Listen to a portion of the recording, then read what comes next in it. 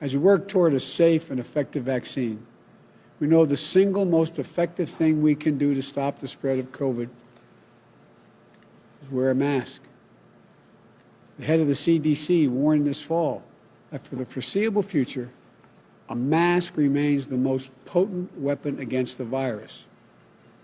Today's news does not change that urgent reality. I won't be president until January 20th, but my message today is to everyone is this: it doesn't matter who you voted for, whether you where you stood before Election Day.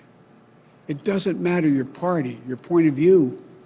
We can save tens of thousands of lives if everyone would just wear a mask for the next few months. Not Democrat or Republican lives, American lives. You know, maybe it would save the life of a person who stocks a shelf at your local grocery store. Maybe it saves the life of a member of your place of worship. Maybe it saves the lives of one of your children's teachers. Maybe it saves your life. So please, I implore you, wear a mask. Do it for yourself. Do it for your neighbor. A mask is not a political statement, but it is a good way to start pulling the country together. I want to be very clear. The goal of mask wearing is not to make your life less comfortable. It's to take something away from you. It's to give something back to all of us, a normal life. The goal is to get back to normal as fast as possible. And masks are critical in doing that. It won't be forever, but that's how we'll get our nation back up to speed economically, so we can go back to celebrating birthdays and holidays together, so we can attend sporting events together, so we can get back to the lives and connections we shared before the pandemic. It doesn't matter whether or not we always agree with one another. It doesn't matter who you voted for. We are Americans, and our country is under threat.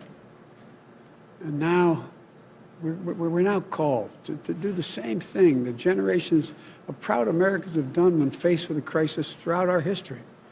Rise above our differences to defend the strength and the vitality of our nation. You know, that's the character of patriots. That's the character of Americans. We have to do this together. Wearing a mask may seem like a small act.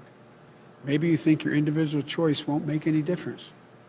But throughout our history, throughout the history of our nation, we've seen over and over how small acts add up to enormous achievements.